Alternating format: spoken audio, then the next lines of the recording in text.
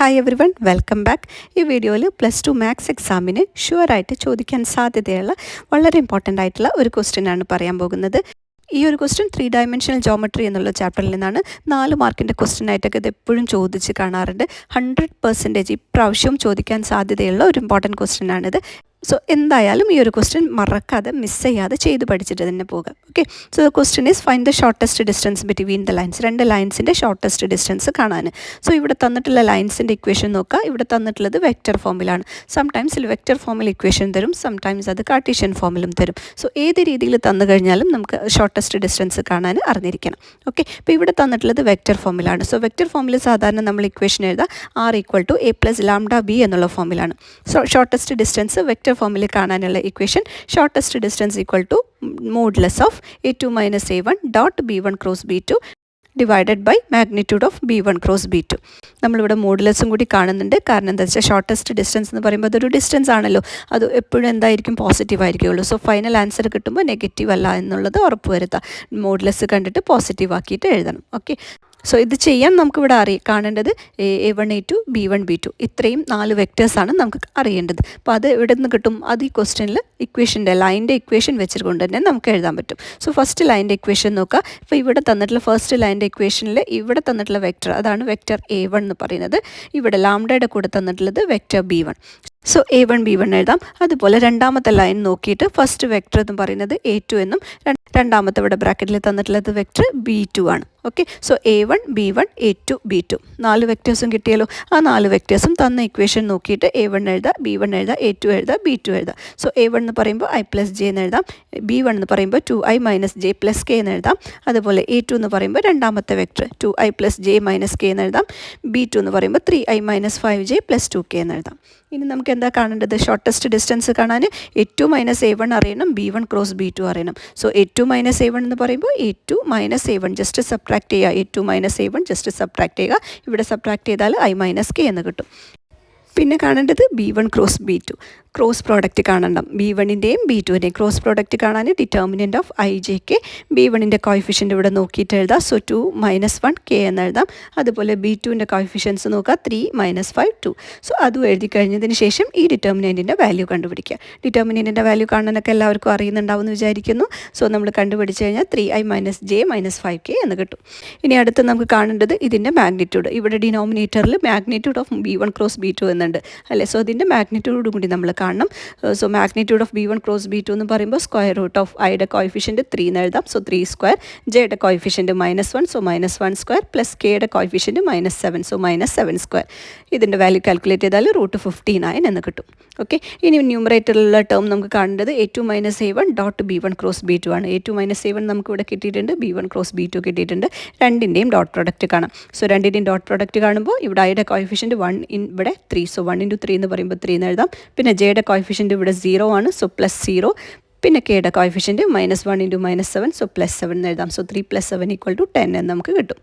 ഈ വാല്യൂസൊക്കെ ഇക്വേഷനിൽ ഒന്ന് സബ്സ്റ്റിറ്റ്യൂട്ട് ചെയ്താൽ നമ്മുടെ ഷോർട്ടസ്റ്റ് ഡിസ്റ്റൻസ് ആയി. സോ ന്യൂമറേറ്റർ നോക്കുക, a2 - a1 dot b1 cross b2 നമുക്കിവിടെ കിട്ടിയിട്ടുണ്ട് 10 എന്ന് എഴുതാം. So 10 divided by denominator term modulus of അല്ലെങ്കിൽ magnitude of b1 cross b2 എന്ന് പറയുന്നത് √59. സോ രണ്ട് വാല്യൂ ഇവിടെ കൊടുക്കുക, =10/√59 എന്ന് കിട്ടും.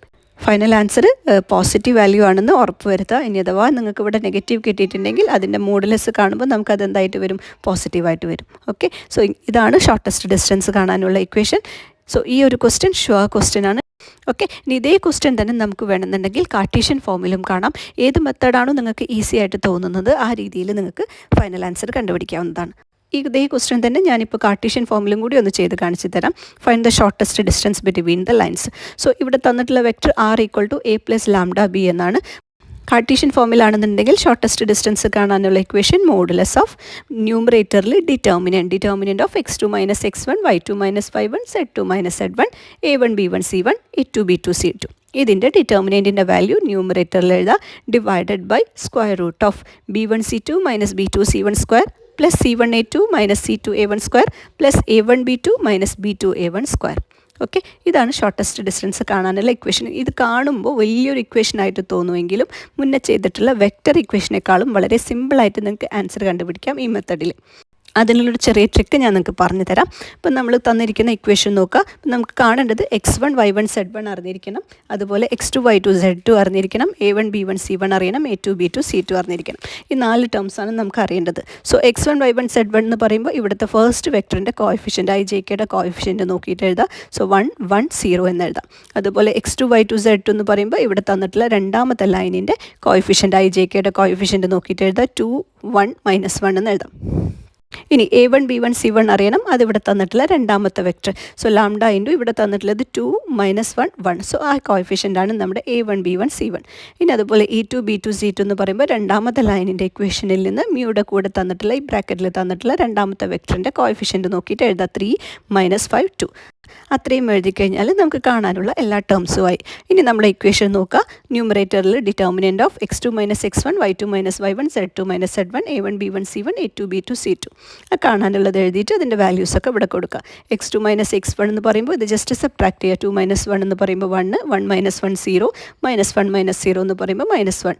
a1 b1 c1 നമുക്കറിയാലോ, ആ കോഎഫിഷ്യൻ്റ് ഒക്കെ ഇവിടെ എഴുതുക. അതുപോലെ a2 b2 c2 നമുക്കറിയാം. ഇത്രയും വാല്യൂസ് കൊടുത്തിട്ട് ഡിറ്റർമിനൻറ്റിൻ്റെ വാല്യൂ കണ്ടുപിടിക്കുക. സോ ഡിറ്റർമിനൻറ്റിൻ്റെ വാല്യൂ കാണുമ്പോൾ 10 എന്ന ആൻസർ കിട്ടും. ഓക്കെ, സോ ന്യൂമറേറ്ററിൻ്റെ പാർട്ട് കഴിഞ്ഞു. ഇനി ഡിനോമിനേറ്ററിലെ ടേം എഴുതുക. Square root of b1 c2 - b2 c1 square plus c1 a2 - c2 a1 square plus a1 b2 - b2 a1 square.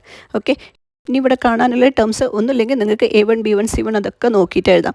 അങ്ങനെ എഴുതുമ്പോൾ ഒത്തിരി സമയം എടുക്കും. ഓക്കെ, അതൊക്കെ നോക്കിയിട്ട് ഇതേപോലെ ഈ ബ്രാക്കറ്റൊക്കെ നോക്കിയിട്ട് എഴുതുമ്പോൾ സമയം എടുക്കും. അതിന് പകരം നമ്മളിവിടെ തൊട്ട് മുന്നതാ ഇവിടെ എഴുതിയിട്ടുള്ള ഡിറ്റർമിനൻറ്റിൻ്റെ വാല്യൂ എഴുതുമ്പോൾ നമ്മളിവിടെ ഓരോ ടേംസിൻ്റെയും കൂടെ ബ്രാക്കറ്റിൽ ഇവിടെ കുറേ ടേംസ് എഴുതുന്നുണ്ട്. ഫസ്റ്റ് എലമെൻ്റ് എടുക്കുക. ഫസ്റ്റ് എലമെൻ്റ് ഇൻറ്റു അത് കണ്ടെയ്ൻ ചെയ്യുന്ന റോയും കോളം ഒഴിവാക്കിയിട്ട് ബാക്കി വരുന്ന ഡിറ്റർമിനൻറ്റിൻ്റെ ഒരു വാല്യൂ ഇവിടെ ബ്രാക്കറ്റിൽ എഴുതുന്നുണ്ട്. ഈ ബ്രാക്കറ്റിൽ എഴുതിയിട്ടുള്ള ഇതേ ടേം നിങ്ങൾ ഇങ്ങോട്ട് എടുത്തെഴുതിയാൽ മതി. -2 + 5 ഹോൾ സ്ക്വയർ പ്ലസ് രണ്ടാമത്തെ ബ്രാക്കറ്റിൽ എഴുതിയിട്ടുള്ള ടേം അതേപോലെ എഴുതുക. 4 - 3 whole square plus -10 + 3 whole square. Okay, അതാണ് നമ്മളിവിടെ കണ്ടുപിടിക്കുന്നത്. ഇത് സ്ക്വയർ ചെയ്തിട്ട് ആൻസർ കാണുമ്പോൾ നമുക്ക് √59 എന്ന് കിട്ടും.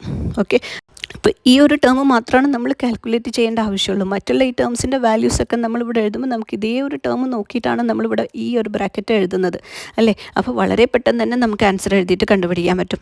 സോ ഈ മെത്തേഡ് ഈസി ആയിട്ട് തോന്നുന്നുണ്ടോ? ചില കുട്ടികൾക്ക് ഈ മെത്തേഡാണ് ഈസി ആയിട്ട് തോന്നുന്നത്. കാരണം ഈ ഒരു രീതിയിൽ കാണുമ്പോൾ നമുക്ക് ഡിനോമിനേറ്റർ ടേം വളരെ ഈസി ആയിട്ട് കാണാൻ പറ്റും. കാരണം വലിയൊരു ഇക്വേഷൻ ആണെങ്കിലും കാണുന്നത് വളരെ സിമ്പിളാണ്. ഇനി ഷോർട്ടസ്റ്റ് ഡിസ്റ്റൻസിൻ്റെ ഇക്വേഷൻ എഴുതിയിട്ട് വാല്യൂസ് കൊടുത്തു കഴിഞ്ഞാൽ 10/√59 എന്ന് എഴുതാം. സോ ഏത് മെത്തേഡിൽ ചെയ്ത് കഴിഞ്ഞാലും ഒരേ ആൻസർ തന്നെ കിട്ടും. ഫസ്റ്റ് മെത്തേഡാണ് നിങ്ങൾക്ക് ഈസി എന്ന് തോന്നുന്നെങ്കിൽ ആ രീതിയിൽ തന്നെ കാണാം. ഓക്കെ, സെക്കൻഡ് മെത്തേഡാണെന്ന് തോന്നുന്നത് ഈസി എന്ന് തോന്നുന്നെങ്കിൽ സെക്കൻഡ് മെത്തേഡിൽ കാണാം. ഇനി ഷോർട്ടസ്റ്റ് ഡിസ്റ്റൻസിൻ്റെ സംടൈംസ് കാർട്ടീഷ്യൻ ഫോമിൽ ഇക്വേഷൻ തരും. അത് ഉപയോഗിച്ചുകൊണ്ടും ഷോർട്ടസ്റ്റ് ഡിസ്റ്റൻസ് കാണാൻ ചോദിക്കാറുണ്ട്. Okay, shortest distance between the lines, ഈ രണ്ട് ലൈൻസ് തമ്മിലുള്ള ഷോർട്ടസ്റ്റ് ഡിസ്റ്റൻസ് കാണാൻ തന്നിരിക്കുന്നത് കാർട്ടീഷ്യൻ ഫോമിലാണ്. ഓക്കെ, കാർട്ടീഷ്യൻ ഫോമിലാണെങ്കിൽ ഷോർട്ടസ്റ്റ് ഡിസ്റ്റൻസ് കാണാനുള്ള ഇക്വേഷൻ മോഡുലസ് ഓഫ് ന്യൂമറേറ്ററിൽ determinant of x2 - x1 y2 - y1 z2 - z1 a1 b1 c1 a2 b2 c2. ഡിനോമിനേറ്ററിൽ square root of b1 c2 - b2 c1 square plus c1 a2 - c2 a1 square plus a1 b2 - b2 a1 square. നമ്മൾ എന്ത് കാണണം? x1 y1 z1 കാണണം, x2 y2 z2 കാണണം, a1 b1 c1 കാണണം, a2 b2 c2 കാണണം. x1 y1 z1 കാണാൻ ഇവിടെ ന്യൂമറേറ്ററിലുള്ള ഈ നമ്പേഴ്സിൻ്റെ സൈനുകൾ ഒന്ന് മാറ്റിയിട്ട് എഴുതിയാൽ മതി. ഇവിടെ +1 ആണ്, അതിൻ്റെ സൈൻ മാറ്റുമ്പോൾ -1 എന്ന് വരും. ഇവിടെ +1 ആണ്, വീണ്ടും അത് സൈൻ മാറ്റിയാൽ -1 എന്ന് വരും. ഇവിടെ z +1 എന്നാണ്, സോ അതിൻ്റെ സൈൻ മാറ്റിയാൽ -1 എന്ന് വരും. സോ x1 y1 z1 കിട്ടി. അതേപോലെ രണ്ടാമത്തെ ലൈനിൽ ഇതേപോലെ എക്സിൻ്റെ കൂടെയുള്ള ഈ നമ്പേഴ്സിൻ്റെ സൈൻ മാറ്റിയിട്ട് എഴുതുമ്പോൾ നമുക്ക് x2 y2 z2 കിട്ടും. സോ 3 5 7 എന്ന് x2 y2 z2 എഴുതാം. a1 b1 c1 a2 b2 c2 ഇത് രണ്ടും കാണാൻ വളരെ സിമ്പിളാണ്. a1 b1 c1 കാണാൻ ഫസ്റ്റ് ലൈനിലെ ഈ ഡിനോമിനേറ്ററിലുള്ള നമ്പേഴ്സ് എഴുതിയാൽ മതി. 7 - 6 1. സോ a1 b1 c1 കിട്ടി. ഇനി a2 b2 c2 എന്ന് പറയുമ്പോൾ ഇവിടെ 1 - 2 1. അത്രയും 4 ടേംസും കണ്ടതിന് ശേഷം ഈ ന്യൂമറേറ്ററിലുള്ള ഡിറ്റർമിനൻറ്റിൻ്റെ വാല്യൂ കണ്ടുപിടിക്കാം. Determinant of x2 - x1 y2 - y1 z2 - z1 a1 b1 c1 a2 b2 c2. Okay, x2 - x1 എന്ന് പറയുമ്പോൾ 3 - -1 4 എന്ന് എഴുതാം, 5 - -1 6 എന്ന് എഴുതാം, 7 - -1 8 എന്ന് വരും. അതുപോലെ a1 b1 c1ൻ്റെ വാല്യൂ നോക്കിയിട്ട് കൊടുക്കുക. 7 - 6 1. a2 b2 c2 എന്ന് പറയുമ്പോൾ 1 - 2 1. ഡിറ്റർമിനൻറ്റിൻ്റെ വാല്യൂ കാണാം. സോ 4 × -6 + 2, അതുപോലെ -6 × 7 - 1 എന്ന് എഴുതാം, +8 × -14 + 6. കാൽക്കുലേറ്റ് ചെയ്താൽ -116 എന്ന് കിട്ടും. ഓക്കെ, ഇനി ഡിനോമിനേറ്റർ നോക്കുക. √(b1c2 - b2c1² + c1a2 - c2a1² + a1b2 - b2a1². Okay, ഈ സ്ക്വയർ റൂട്ടിൻ്റെ കാൽക്കുലേഷൻ നേരത്തെ ഞാൻ പറഞ്ഞ ട്രിക്ക് ഉപയോഗിച്ചുകൊണ്ട് ഒറ്റ സെക്കൻഡിൽ തന്നെ നമുക്ക് കാൽക്കുലേറ്റ് ചെയ്യാൻ പറ്റും. ഇതിൻ്റെ വാല്യൂസ് കാൽക്കുലേറ്റ് ചെയ്യാൻ ഇവിടെ തൊട്ട് മുന്നേ എഴുതിയിട്ടുള്ള ബ്രാക്കറ്റുകളൊക്കെ ഒന്ന് നോക്കുക. ഇവിടെ -6 + 2, ഇവിടെ 7 - 1, ഇവിടെ -14 + 6. സോ -6 + 2 ഹോൾ സ്ക്വയർ എന്ന് കൊടുക്കുക. പ്ലസ് രണ്ടാമത്തെ ബ്രാക്കറ്റ് 7 - 1 ആണ്. So 7 - 1² plus -14 + 6 whole square. Calculate ചെയ്താൽ ഇവിടെ നമുക്ക് 4² 16 എന്ന് വരും, 6² 36 എന്ന് വരും. മൂന്നാമത്തെ ബ്രാക്കറ്റ് 8² 64 എന്ന് വരും, ഈക്വൽ ടു √116 എന്ന് ആൻസർ കിട്ടും. ഓക്കെ, സോ ഷോർട്ടസ്റ്റ് ഡിസ്റ്റൻസ് കാണാൻ ഡിറ്റർമിനൻറ്റിൻ്റെ value -116 divided by denominator term √116 equal to final answer √116 എന്ന് വരും. ഓക്കെ, ഇവിടെ ടേം നെഗറ്റീവാണ് നമുക്ക് കിട്ടിയിട്ടുള്ളത്, പക്ഷെ നമ്മളിവിടെ മോഡുലസ് കാണുന്നത് കൊണ്ട് ആൻസർ പോസിറ്റീവായിട്ട് നമുക്ക് എഴുതാം. ഓക്കെ, ഷുവർ ക്വസ്റ്റ്യൻ ആണ്, മസ്റ്റായിട്ട് പഠിച്ചിട്ട് പോവുക കേട്ടോ. ഇതുപോലെയുള്ള കൂടുതൽ മാത്സ് വീഡിയോസിന് ചാനൽ മറക്കാതെ സബ്സ്ക്രൈബ് ചെയ്യുക. താങ്ക്